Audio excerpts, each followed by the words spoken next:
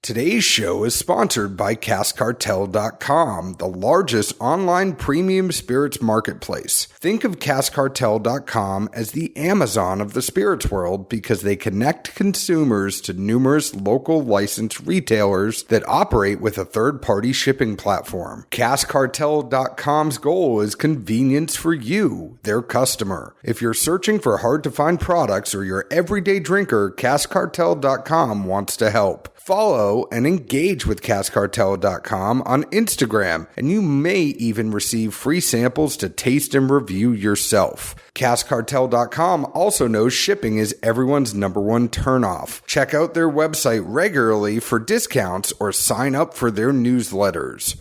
Remember, CaskCartel.com, changing the industry standard. I want to do a pick and call it Zeke's Cupcakes. Zeke's Cupcakes. You would, Buttercup. Maybe that's what the enemy Rollins called. We should call it Zeke's Cupcakes. It does taste like cornbread and Twizzlers. Also known as cupcakes. Say, man, it's a jacked up cupcake. What kind of cupcakes you're eating? The Georgia cupcake. They asked our tasting notes, and I said it tastes like cornbread and Twizzlers. And you still picked it? John's like, which coincidentally I ate on the way up here for breakfast. It might have been in my teeth. I actually did have cornbread for breakfast because I cooked it yesterday. Oh, I wasn't joking about that part. Yeah, I didn't have Twizzlers, but I had cornbread. You don't get to be my size by eating healthy. Cornbread. Well, it is healthy. It's just a different kind of healthy. That's like Southern healthy eating. Yeah, I'm cornbread strong. That right there was a healthy meal that boy put down. Carbs and veggies. Nothing wrong with that. It is a vegetable. Cornbread? Or cupcakes? Cornbread. Man.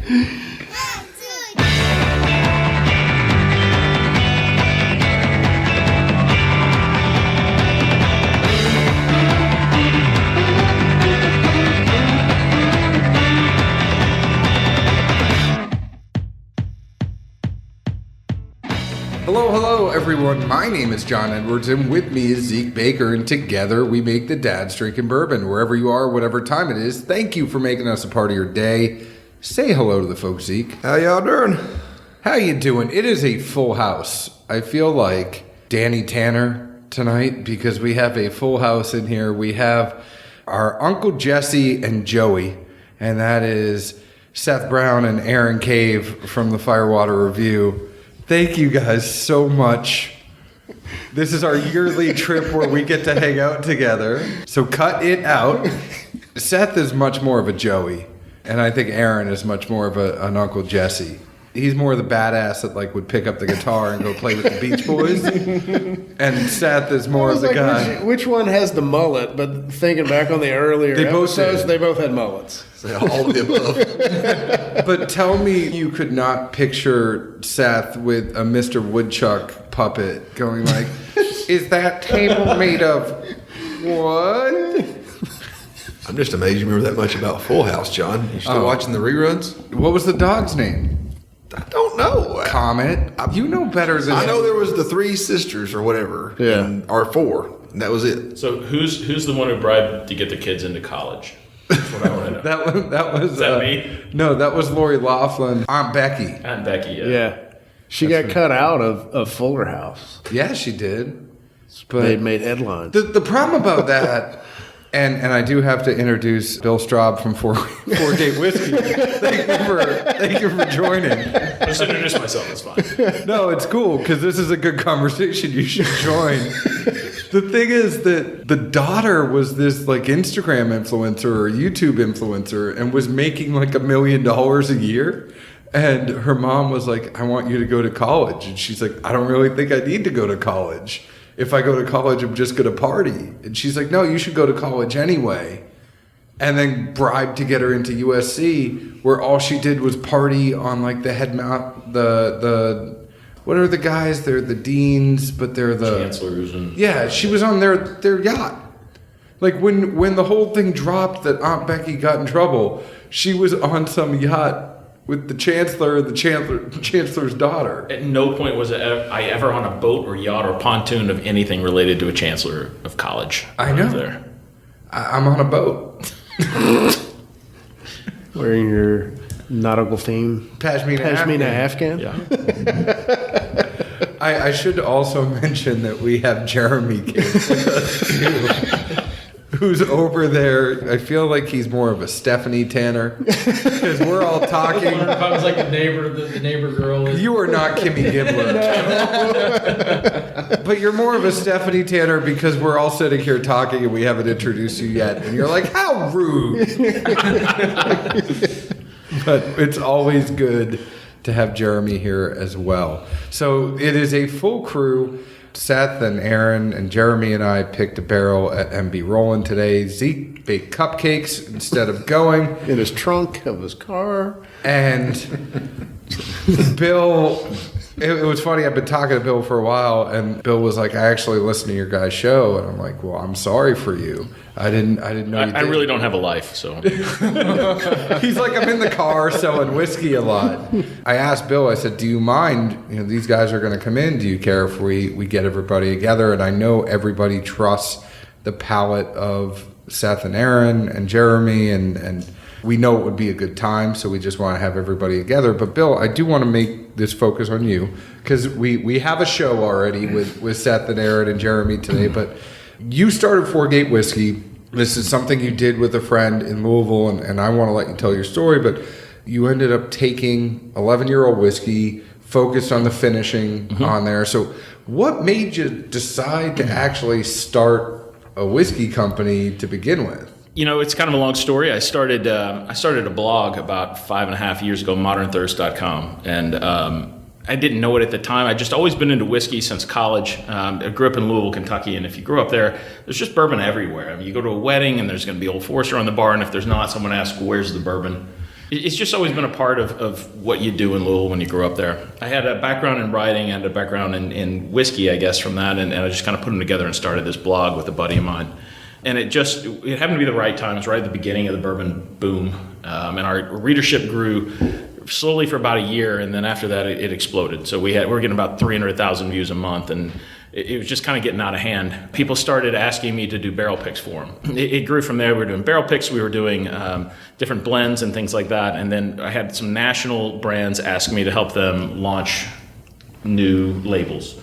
We met a couple of times on strategizing how we wanted those labels to look, and then they told us based on that how they wanted to taste. So they had me come help them blend to a taste.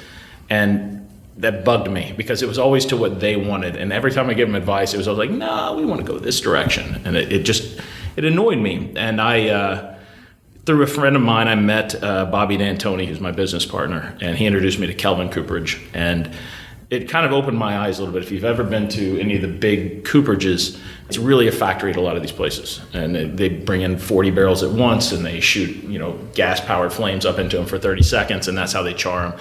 Kelvin's smaller, and they literally, they take their own shavings of wood and turn them into charcoal and scoop them with a shovel into a barrel and do about 8 at a time and let it burn for 10 minutes. That's how they char them. It's all by hand. It's amazing. And it just kind of fascinated me, and that started percolating in my head for a while. The same time, I had a writer from Modern Thirst who introduced me to Scotch and other world whiskeys. I'm still a bourbon guy for the most part, but I love the fact that you could take world whiskeys who are all the same mash bill. It's all just malted barley, but they age them in 1,000 different kinds of barrels, and you get 1,000 different flavors. And I started thinking, well, I know there's barrel finishing out there, but no one's doing the stuff that I want to do. No one's really pushing the envelope with it. No one's doing anything different. So I called up my buddy who had, Bobby, and I said, do you think Kelvin would be interested in working with us to try to do something different? And he said, yeah, I think they would. And I said, would you be interested in doing it with me too? And he said, absolutely.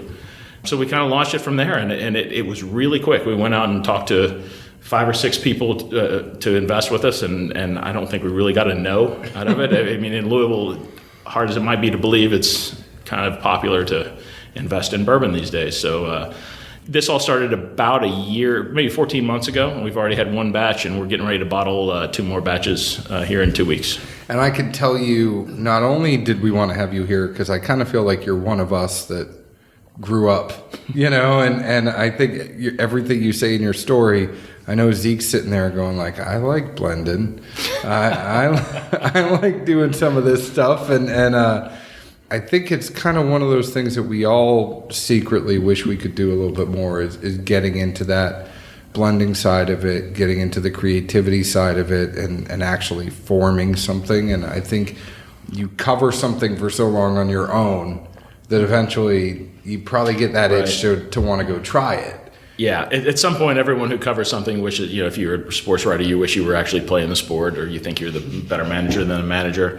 In my case, I just, one thing I don't want to do is I've always said I don't want to put out a bourbon that everyone else is already doing. So we're going to try to push the envelope a little bit, and we want to kind of challenge some palates.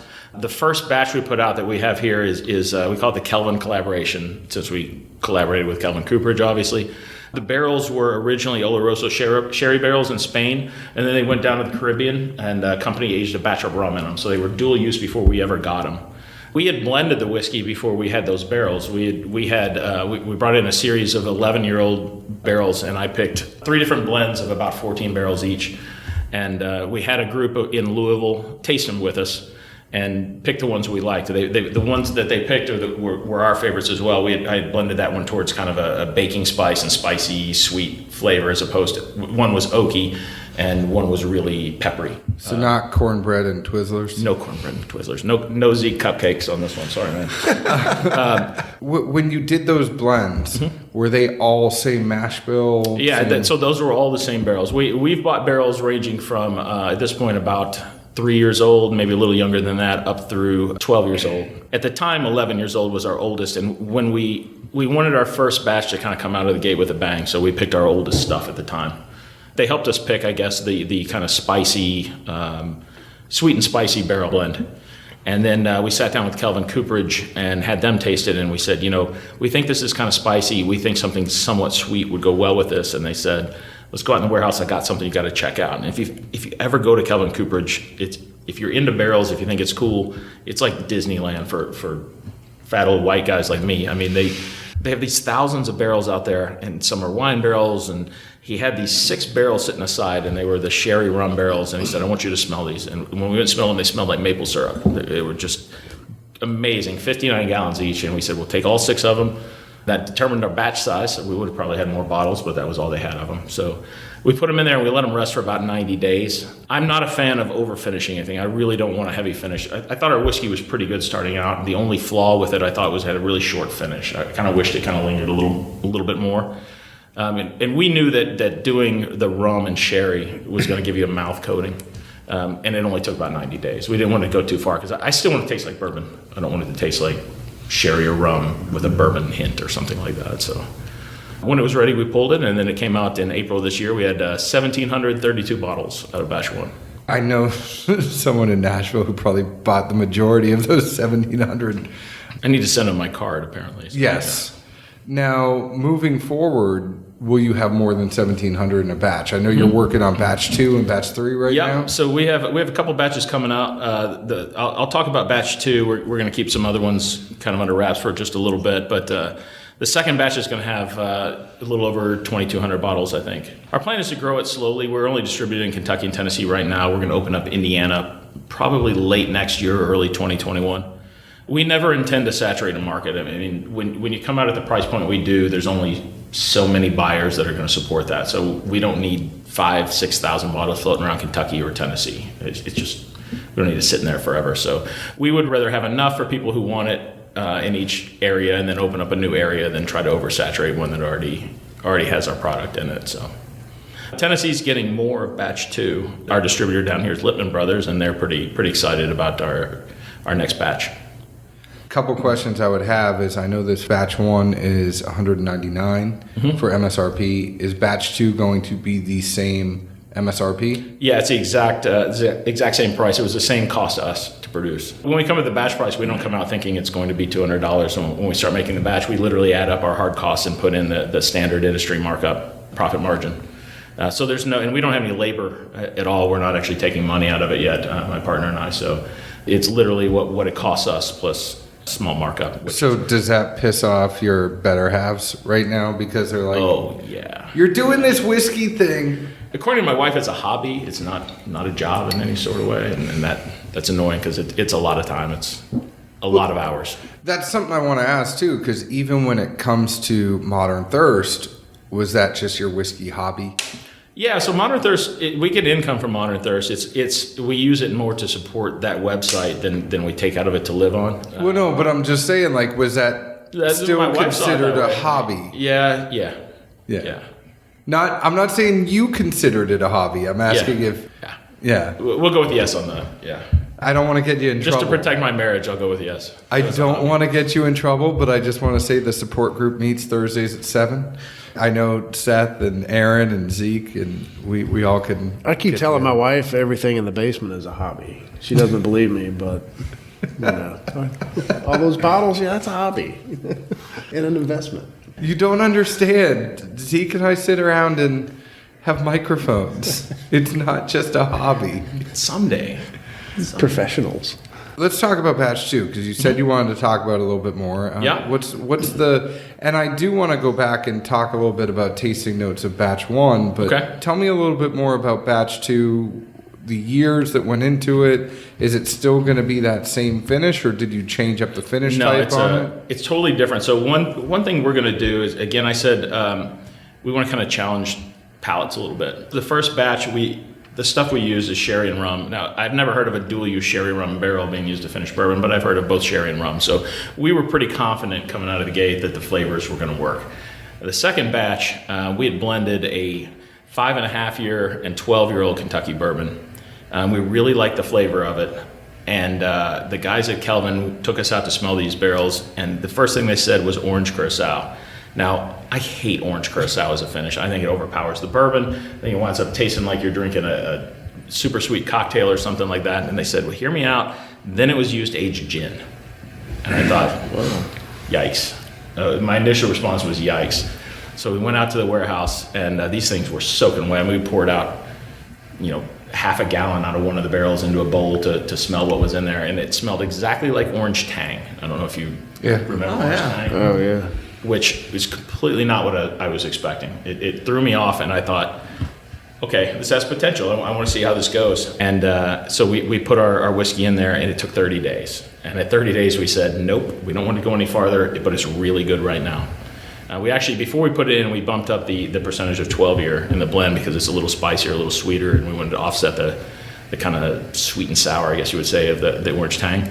So it's an orange curacao gin barrel. They came out at about 120 proof. We originally wanted to name it, I guess I can say it on the radio because we couldn't get it approved on the labels. I'm a little bit of a nerd, and I remember my dad telling me when I was a kid, when I was drinking Orange Tang, he said, Orange Tang became famous because John Glenn drank it on the 1962 Mercury mission. And that's one of those moments that just stuck in my head because I'm weird. So we tried to name it Mercury 62, and the lawyers came back to us and said, do you own a 1962 Mercury? And we said, no. And they said, good, because you don't have permission from Ford, right? I said, no, we don't have permission. Why would we? It's named after the Mercury space mission.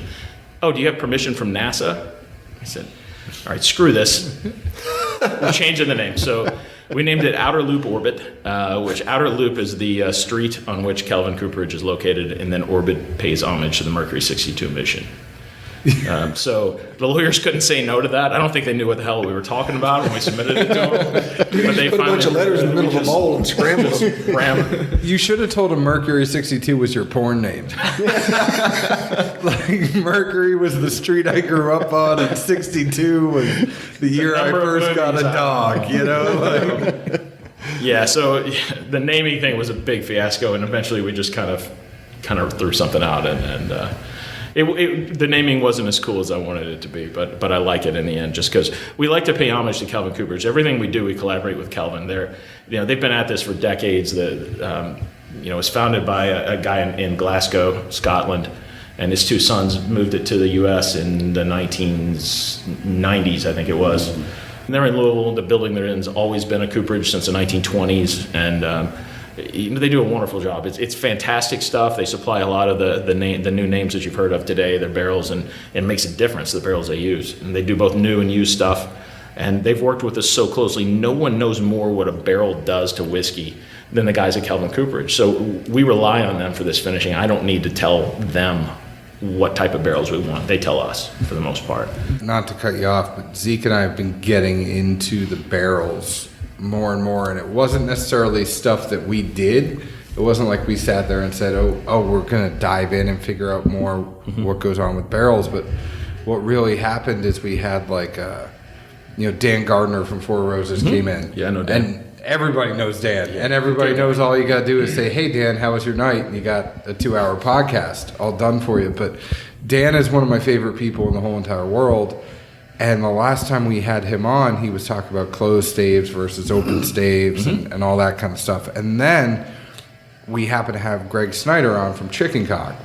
And it turns out that Greg Snyder worked at the Brown-Forman Cooperage. Mm-hmm. Yeah. So then he took that conversation that we had with Dan and just took it to another level. So the past 2 months, we have been very focused on barrels and not necessarily meaning to, and it was just one of those things where we always kind of take the conversation, we do our homework going in, so we know about the brand, we know about the person. Sorry, I do my homework going in. Zeke just made a face. He makes cupcakes. He makes cupcakes. Zeke shows up in his trunk. And so everybody's got a role, man. Yeah. I'm the play-by-play, he's the analyst. He's the Bill Walton of the group. That's why he's the best in the game. Yeah. Bill Walton, Jesus. Bill Walton talks about solar panels in the middle of a broadcast.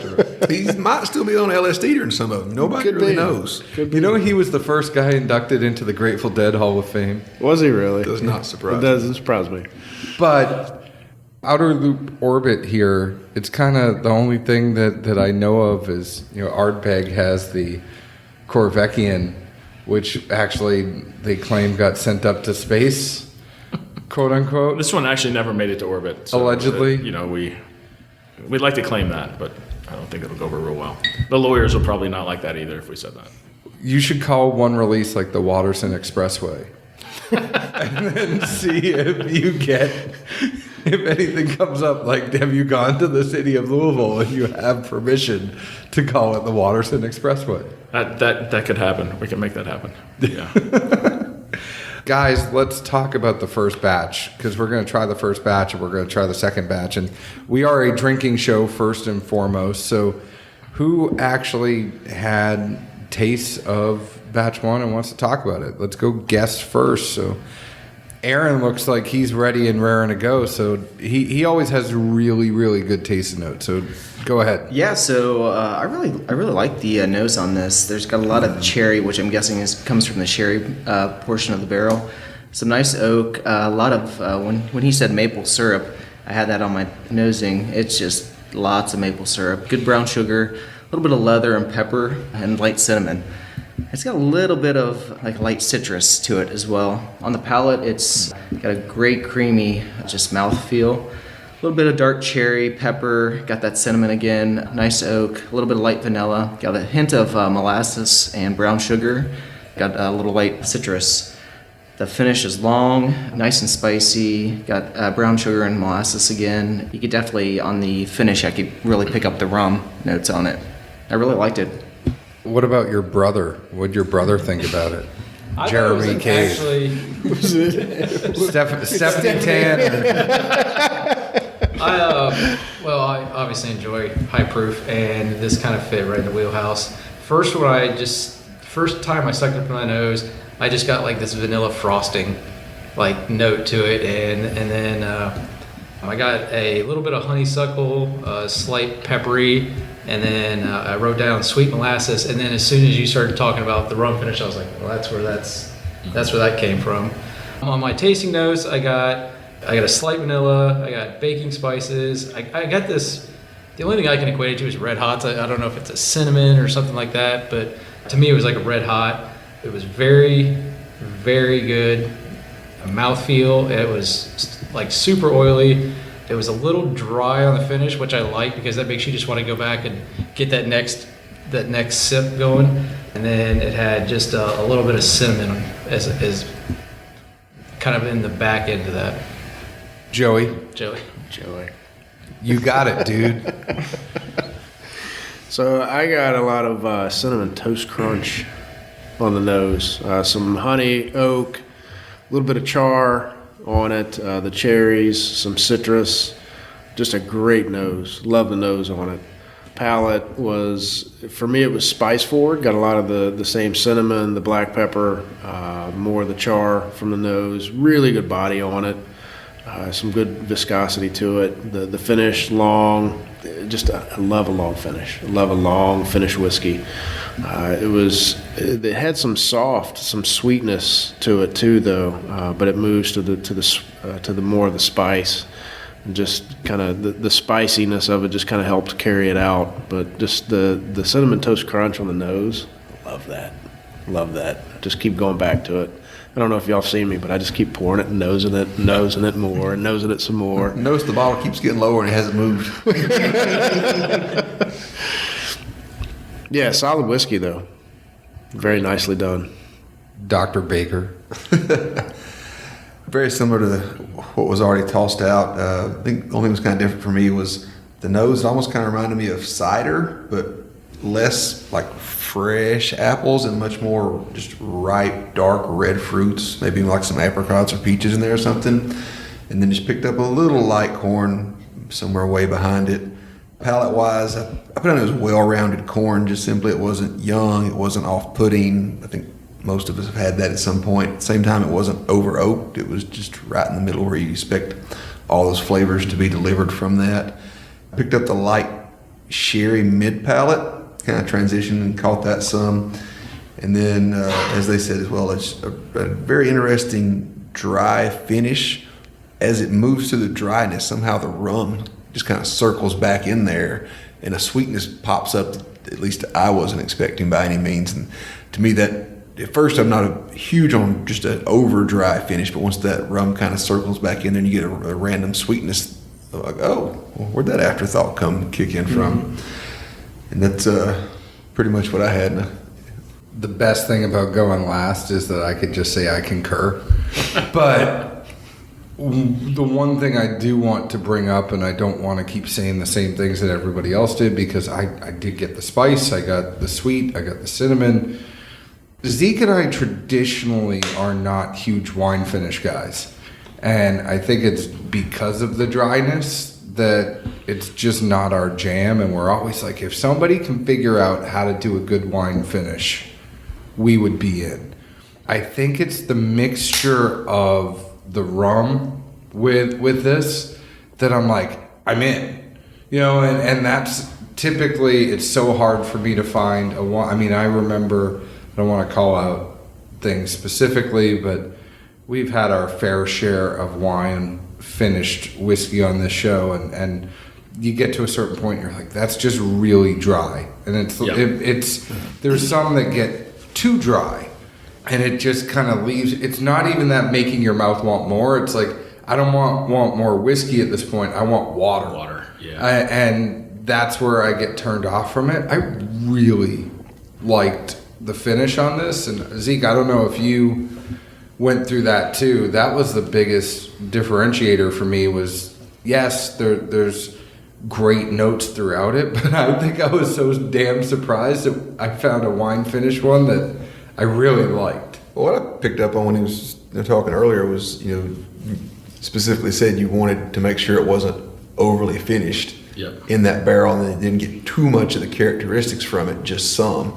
And I've always thought that was the biggest issue for me personally with most finishes, is like, I just always feel like they must have left it in there too long, because when you pick up more of the finish than you do any attribute that you would consider bourbon or whiskey or whatnot, what was your purpose here? Did you want a whiskey with a light hint of a finish, or were you really trying to do the other side of the coin and just be able to call it whiskey, but it tastes like the other product that I like, and that's why I finished in it? Yeah, we really believe that you have to start with a really good whiskey, and if you don't have a really good whiskey, no amount of finishing is going to fix it. It's just going to make it taste like something else. So we prefer to start with a good whiskey and then don't overdo it. That's kind of bottom. I prefer bourbon anyway, so if I wanted sherry, I'd drink sherry and rum. Well, you want it to be bourbon forward. Yeah. I wondered too, since you did 3 blends and had already decided on a blend before you decided on the barrels, at any point did you reconsider any of the other 2 blends, or try to sample or hypothesize how they would have done? No, we really didn't. I guess we could have. It never really occurred to me. I didn't like the one that I blended towards the real heavy barrel tannins and barrel flavors. Okay. I wasn't a big fan of that. I know a lot of people really like oak forward stuff. So that didn't get me. And then the other one, it just wasn't sweet enough. It wasn't spicy enough, I guess you would say, to pair with this stuff. Okay. So it really wound up being the best of both worlds. I mean, we knew, Bob and I knew which ones we liked before we took it to the group to taste. And then the group agreed with us, and that just made us feel pretty good about it. So once that happened, there was no reason to go back and second guess. Gotcha. I always saw it when it doesn't happen. I just feel like so at some point you're like, I wonder, what if? Yeah. Oh, yeah. If we gone the really sweet route, there was a sweet one that was all brown sugar. I think it would have been too much sweet with the sherry and the rum together. So we never really went back and thought about it again. And we've used those barrels for our next batches and whatnot. So we couldn't recreate those blends if we wanted to. If you ever need taste testers in the future, you can come down to Nashville anytime you want. All right, we'll keep that in mind. We'll keep that in mind. So, should we get into this batch too? I think great job on batch one. Yeah. What do you guys think? Anybody? I don't think anybody at the table has any complaints. No. Well, thank you guys. I appreciate that. No. Cut it out. I do remember so much Such from a the show, dad. man. Like, It's like he watches it every night. Watching it right before we started I recording. mean, I really think I John's started still remembering watching. it after he says, I'm like, oh yeah, they did say that all the time. Listen, I could do that. Saved by the Bell trivia and Full House trivia. So it was the signal was cut, as in across the No, it throat. was cut it out. That was it. Yeah. Yeah. Whatever happened to predictability? Dear God. Start pouring something. Let's go into batch two. It's not the time for Now you were talking about the Milkman dry. and the Paperboy and even TV. God. That's not what I was going to go with, all but done. I was going to go with the dry finish. Yeah. More whiskey related. Let's talk about whiskey, please. But no, you were talking about that. I mean, I think you can do a dry finish really well, and I think we were talking about pre-fire Heaven Hill, and for me, that's still one of the more enjoyable dry finishes, and that's what that reminds me of. It's still got a lot of flavor to it, but it's just an enjoyable dry finish to it. So I would encourage everyone to take a drink of water before you do the next batch because they are polar opposites Are they? on the taste spectrum. Clean out your glasses. And so we're not heathens. this one, you may have said, and I missed it, but was this the same setup of you had opportunities to blend different batches, picked a blend you liked, and then they just tossed a random barrel at you for it, or was it blended at with, this one, with the intention of the also barrel? we had also blended the whiskey. This is a blend of 5.5 year Kentucky straight bourbon and 12 year Kentucky straight bourbon. Wow. But after we picked the barrels, we changed the blend. We added more of the 12 year because it's a little bit spicier, it's a little bit woodier, and we needed that to offset the sweetness of these finished barrels. So this one definitely was more directed with the barrels in mind, not Yeah, just and this one is one of the things we say is every batch we do is going to be completely unique. We're not going to recreate a batch twice. So the first time out, we know that sherry works well as a bourbon finish, and we know that rum works well as a bourbon finish. So we didn't have any worries about how well that first batch was going to do. This batch, when we first smelled those barrels, I thought, oh crap, this is weird. No, so I got a side business for you. Right now, you and I go on this together. Screw Bob. Don't listen to this, And Bob. Zeke? Close your earmuffs, buddy. Earmuffs. I don't know who Zeke Baker is right now.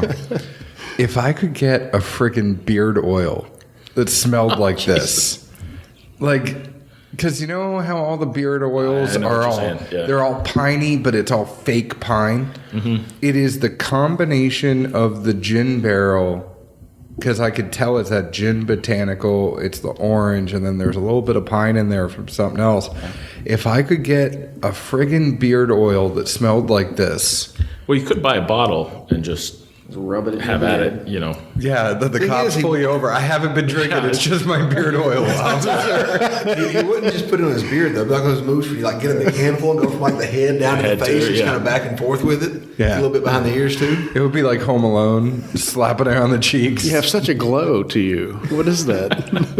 But no, the funny thing about this is this nose is like, it's like outdoor woodsman type nose where it's a little bit of pine, but a little bit of the botanical. Like I can smell the botanicals in the gin on the nose. It's really funny how if we've told people what the finished barrels are, they instantly recognize it. They know, of course, that's the gin. That's the pine and botanicals and the juniper in the gin. If you haven't, everyone gets orange. And only 2 people of about 30 who have tried this have guessed gin. I think, but every single person says there's something there that I recognize, but I don't know what it is. Zeke and I not so secretly drink a lot of gin, and I would have been able to identify it just because. And I'm not saying like, oh yeah, I would have been able to get. Admittedly, Zeke and I drink a lot of gin. This is the same guy that missed y'all's last pick in a blind tasting, and I saw it coming a mile away and laughed my ass off the whole time, by the way. It was a very good pour.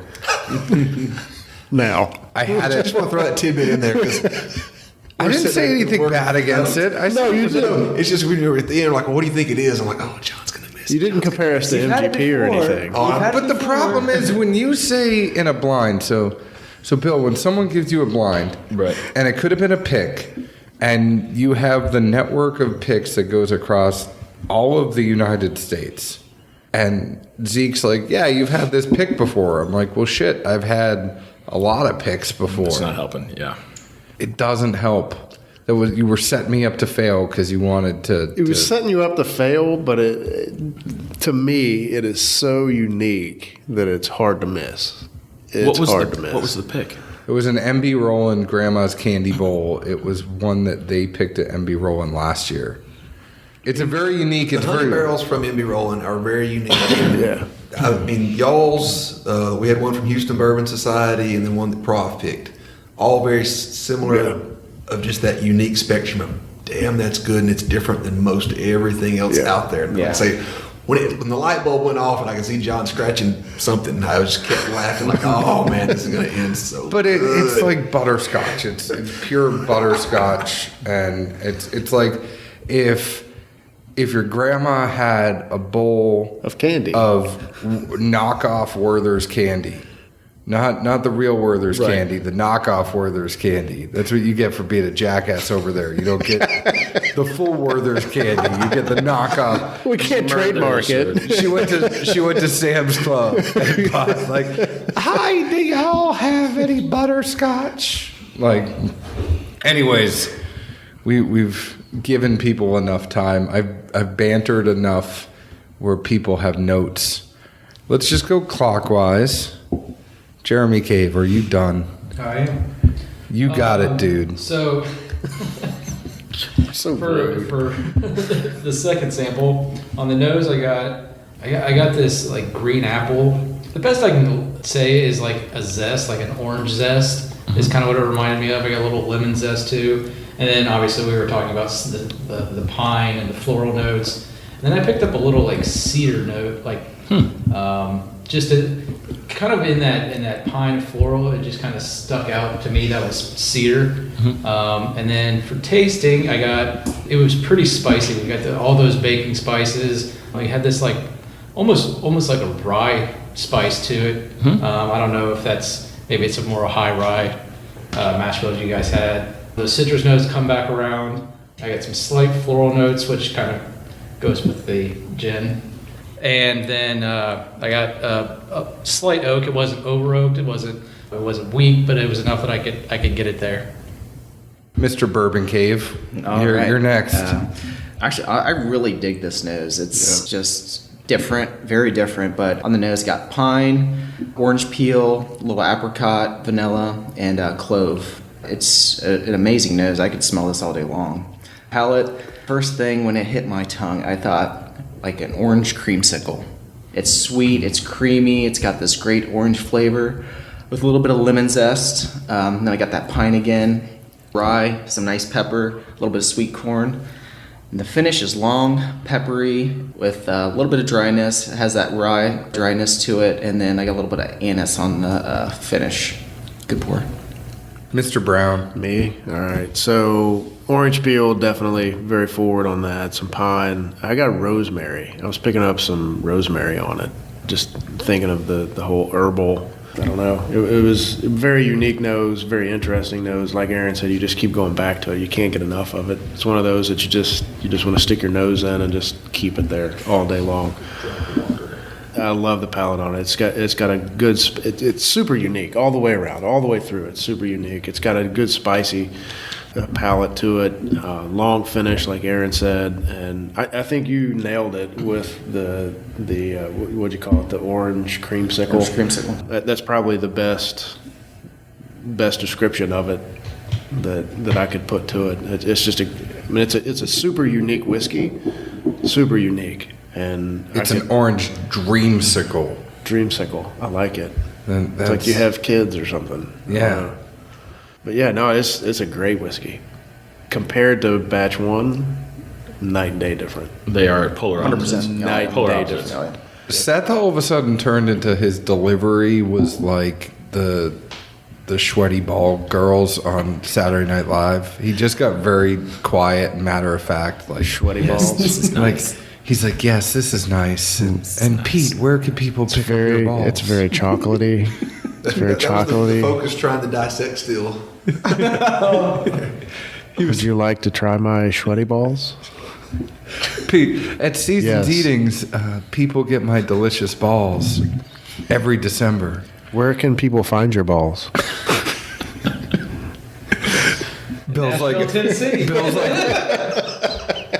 Bill's like, I'm never coming on this show ever again. You said that, and that's all I can think of that skit. That's all I can think of now. But you got very quiet and got very matter of fact. Well, I like- was still trying to figure it out, though. It's like when somebody comes to you and you're ready to place your order for your meal, and you're not quite ready to This place is it deer in the yet. headlights. Server ready. I tried to warn you guys that after the first one, this is a complete polar opposite. It is. Yeah. It really We is. should have Seth this, is like- we should have had this during the whole lead-in because the 20 minutes of this would have been, like, all right, I can still just keep going here. I mean, I What the just. hell am I drinking? Seth is like ice cream. Ice cream is good. I got rosemary, ice cream, sweaty chocolate balls. Salty. Salty. Sorry. John always botches a line somewhere. I do. Before. Hold on. I feel like we need a batch named Sweaty Balls now. I do not want to taste that. Yes, you do. You're probably right. No, I didn't batch the line. It's Pete Sweaty's. It's sweaty chocolate balls. Yeah. I didn't batch the line. No, whatever. I call shenanigans. Zeke, you go. What did you get on this? I tipped my hand to Seth earlier just a second ago, but we don't use water a whole lot. But at first on the nose, it just got a little more alcohol than I really wanted. So I checked out the sample and it says 120.1. I mean, not the hottest thing in the world, but it definitely made it a little harder to pick up a ton of everything else that was going on. But with a drop of water, to me, it just moved into such a better place. I know you guys are working on it now. It just seemed to be even more of a rabbit hole of like, well, what all am I getting? Like, where does this go? I've already placed my order. I mean, that's. I feel like the water muted the gin, but brought out the orange more. Yeah, I mean, it's definitely orange. That drop of water really tamed it down for me. And somehow there's a light oak that even comes out in there. And palate-wise, to me, it mirrors it.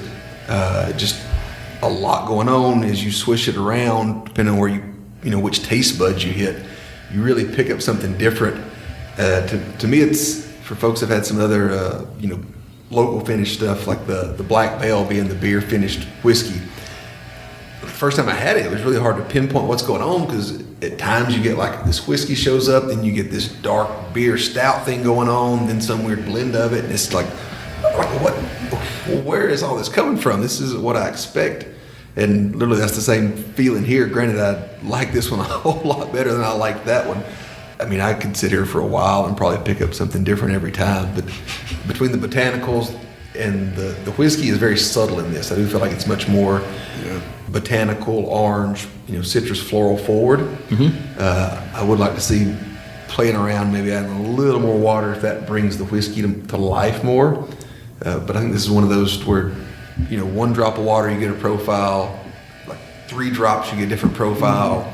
You mix it with something, who knows where it goes. For lack of better words, versatile, I guess would be the best thing I could say is, what could be done here. But definitely, I like it regardless. I'm going to jump back in here with the water. I mean, you recommended it while I was trying to place my order Honestly, here. I'm not a big water guy. But to me, I think it brings more subtleties out on the nose, but the palate, it kind of not mutes it, but it tames it down, obviously. But I personally prefer the more spice to the palate without the water. So it's like if there's a fine line that you could walk, maybe I put in one too many drops of water. But if you could balance that between that nose and that palate, I mean, the finish stays strong regardless of the one or two drops that I put in there. But, Yeah, I feel like it keeps you in check, so to speak. Yeah. But a little bit of water, and you're just like, And we're going to do everything at barrel proof. So We're gonna do a little more. if people like to add water to it, if that's the way they want to do it, then that's fine. But we were going to put out the whiskey that I want to drink, and I don't really want to drink proof down whiskey for the most part. It's just personal preference. Yeah. Amen. Yeah. no, I mean, There's some great stuff that comes out in 90, 92, 94 proof, but for me, I'd rather get it at whatever the barrel proof is, be that 105 or 125. I'll add water to it if I need to. For this stuff, it's interesting how this has worked so far when people have tasted it. You guys are the first media, really, that have tasted this. So this will probably be one of the first, if not the first reviews, I guess you would say, that comes out about this one. Excuse me, this is a hobby. Hobby. We're not media. Hobbyist. Right. We are hobbyists. You'll be the and first enthusiasts. hobbyist to review this. Meanwhile, I'm dropping elbows on kids as they run down the hallway. That did here. happen. That's a hobby, too. I know you were going to bring something up besides saying the beard oil thing. I really didn't give tasting notes, but one of the things I do want to mention to you is that I think it's very innovative, and I could be wrong, and somebody correct me, which I'm sure people will if I'm wrong, but you hear a lot about barrel-aged gins. You never hear about a bourbon finished in a gin barrel. I think if you're a gin fan and you're a bourbon fan, nobody ever thinks about flipping it the other way, where you get the best parts of the bourbon in there, but you get that botanical that comes from the gin.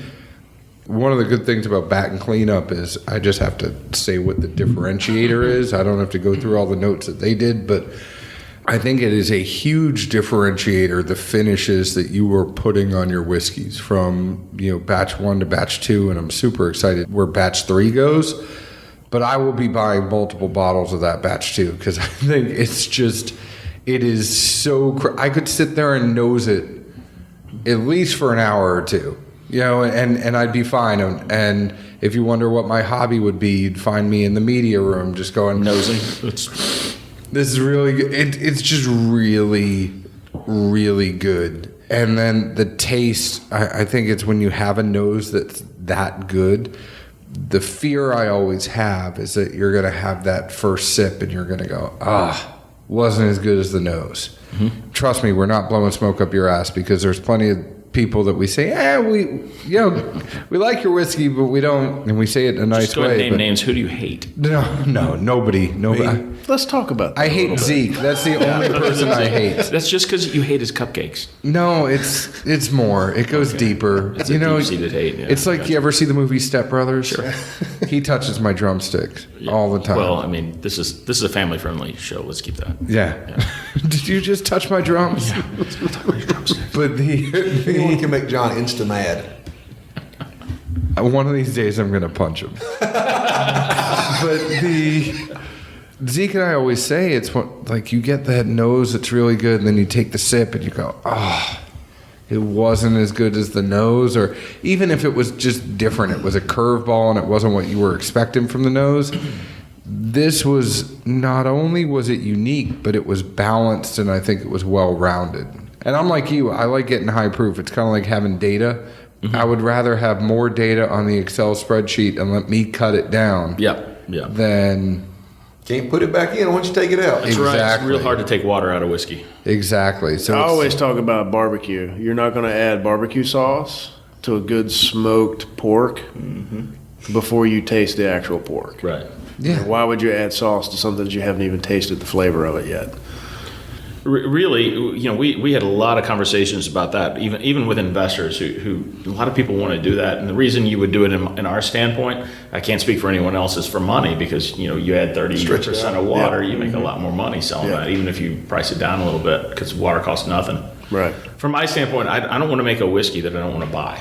That's kind of the bottom line. Yeah. So we really want to challenge some palates. We want to do stuff that other people aren't doing. We'll have some more stuff that comes out that's a little more traditional over the years. It's just the way it'll be. But this was one of them. This was the first one that I feel like we really stepped out of the box of what is kind of normal, I guess you would say, with bourbon. And I really like how it turned out.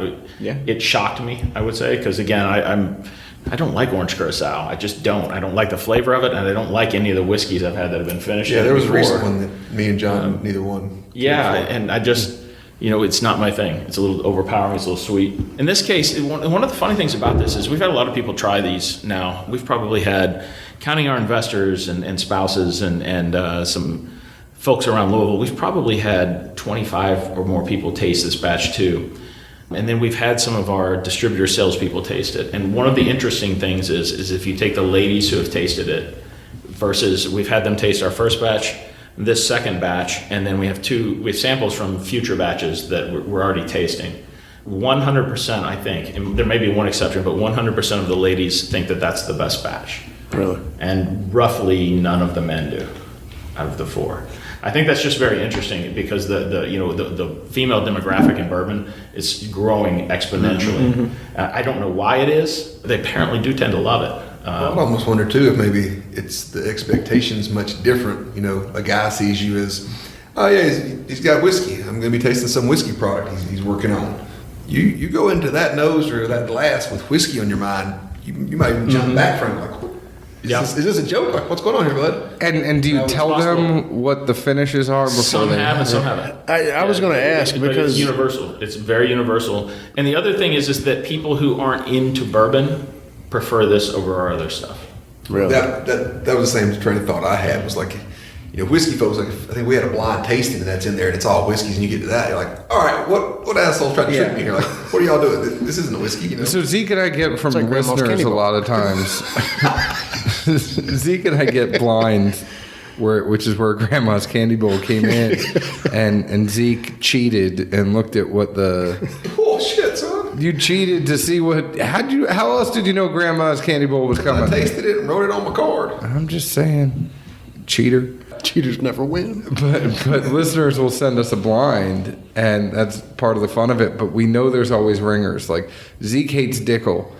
And we always know that when listeners send... I don't know what I thought you were saying there for a second. Hates the D. And I knew that you were wrong if that's what you were saying. No, but Zeke is not a Dickel fan, and people will always try to send him the Dickel just to get him to mess up. Like the Dickel. Yeah, it's the Dickel. But Zeke always sits there and he can't doesn't like the corn. Is that what you're saying? No, he doesn't like the corn. In all seriousness, it's too corn forward for him, and he doesn't like the corn. And it's one of those things where people throw it in, try to mess with them. It's fun. For me, it's interesting for me with Dickel especially. I think they make a good whiskey. My problem is if I drink anything else before it, any other bourbon, a Kentucky bourbon, Indiana, it doesn't really matter. I never really liked the Dickel, any of their stuff, anything sourced from them or anything like that. But if I drink it first, I love it until I drink something else. So I think my issue with it is that it's so different. It's got that heavy kind of corn and peanut brittle taste to it that it's such an outlier as far as bourbon and whiskey goes. And that's my only thing. My only real big opinion on Dickel is that I like it, but I think it's better on an island than it is in a lineup.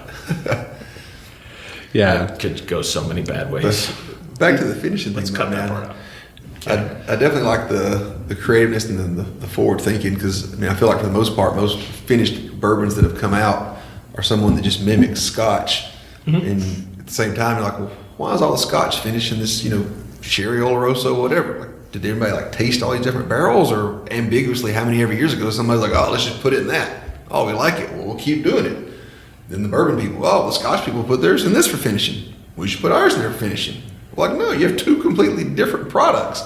You can't just dumb it down to work good for them. Should work for us, right? Huh? Yeah. So, I like seeing finishes that aren't currently in the market because most of them just don't seem to be the best idea when they come out of the bottle. We really want to, if you ever in Louisville and you get a chance to go see Kelvin Cooperage, just walk through the warehouse. I mean, it's barrels stacked to the ceiling, thousands of them, and being groups of 10 or groups of 100, it's like Disneyland. That's all I can say. It's like going to a shopping center or a mall or something like that, and anything you want to buy is there. You just kind of have to have the imagination to think, what is it going to taste like if I put whiskey in that, and what kind of whiskey is going to taste good if I put it in there? And that's why we rely on them. They know more about it than we do. They've been there. They've checked every barrel over by hand to make sure that it doesn't need to be repaired. If it is damaged, they repair it, or they break them down and build new ones out of the staves. Those guys know what they're doing. They know that whiskey. They know how it impacts. They know those barrels. They know how it impacts the whiskey. So we kind of take their lead on it, and it's worked out great for us. I mean, they're fantastic partners for us. I can't speak highly enough of Kelvin Cooperage. And I think we have to go there, Zeke. We always talk about it. We need to just go up there and see them. The to-do list is always getting bigger. It is. It is. Where do you think you guys will go from here? Because you have other batches coming. Eventually, are you going to have to open a room, like a place in Louisville, since you all were there? I don't think we don't really want to be. We don't ever want to distill, because I'm not a chemist. If the one class that I was awful in high school was chemistry, I have no business being around a still. So we don't really want to distill. I wouldn't mind at some point having a warehouse where we can do some blending and playing around with that, just so we can be a little more hands-on with it. But I don't know that we ever need a tasting room or anything like that. I mean, we have distributors in Kentucky and Tennessee, and they get it out into retail spaces and on-premise. Our next step is we're going to slowly increase the number of bottles in our batches, and we'll open up the Indiana market next, I think. And then something maybe like Illinois or something along those lines. Sounds like a good plan. I just want to say hats off. Great job. We wouldn't say it unless we meant it, because we could have said like, oh, well, thanks for coming in, But no, I'm really impressed with what you have done. And I think it's seeing somebody that's in a similar position as us going and doing something more than that and kind of taking it to the next level. There's an envy and there's a jealousy, but there's also an awe and there is a admiration. So great job. I'm very happy to see what you guys are doing, and I can't wait to see what you do in the future. Where can people find Foregate? You're on Instagram at Foregate. We're at Foregate on Instagram, _gate, and then same thing on Twitter. And you can email me at bill@foregatewhiskey.com. That's whiskey with an E, because we're Americans, and that's how you spell whiskey. America. Yeah, and you can find us at foregatewhiskey.com for our website. And right now, Kentucky, Tennessee, and soon to be Indiana. Yeah, well, it'd probably be next year, Indiana. So it'll be a little while before then. But right now, Kentucky and Tennessee. So Littman Brothers distributes us in Tennessee. They're great partners, and Republic National in Kentucky. Well, I mean, it does take Indiana a little bit longer to get anything like national championships in basketball, things like that. So too much construction on the roads. I don't know how much I really want to say about Indiana, since they're a future market for us, but they do wear awful uniforms. They do. do. Say the candy stripe pants are terrible. Go Cats. It's okay. No, I'll gladly say go Cats. Indiana makes some good whiskey. I will say that. Let's leave it at that. Yeah. I enjoy their race. They do a good 500 up there. They do a good 500. I just don't enjoy their college basketball team. That's it. I'm with you on that. Yeah. Well, thank you guys so much for having me on. I really appreciate it. This was fun. No, we definitely appreciated having you on. And to Stephanie and Jesse and Joey from the Firewater Review, I just want to say thank you so much for coming in. It's always a pleasure every year when you guys, when we get our 1 week a year. When we crawl out of the attic. The attic, yeah. I think Zeke was actually in the attic today. Baking cupcakes in the attic. Melted cupcakes in the attic. Oh, we did compare you today so when you listen to that podcast, we compared you to the Aerosmith album Toys in the Attic. Interesting to see this reference for sure. No. So is the firing back up for Firewater soon? So that's the elephant in the room at this point. Nobody brought up. It's possible. It's possible. It's possible. It may only be like once a month, but it's possible. Hey, you we're happy. You work with what you have. All right. Well, thank you guys so much for coming in, and we will make sure to tell everyone when the Firewater comes back, if the Firewater comes back. But, Can I say something? I'm going to give an honest review right now. Yeah. I appreciate you guys. Seriously. Yeah. Nah. Because y'all give honest reviews. I mean, there's no BS. There's no smoke. There's no mirrors. I mean, when you taste something and you like it, you like it. If you don't, you don't. It's blind. I mean, if you guys listening want legit reviews, I mean, I talk to John and Zeke a lot. I mean, these are the most honest reviews that you're going to get. So I appreciate these two guys and what they contribute to the industry. I appreciate it. Well, thank you very much. Thank you, sir. I think the only thing that proves that is when you have a guy who put his heart and soul into some whiskey and you said it smelled like beard oil.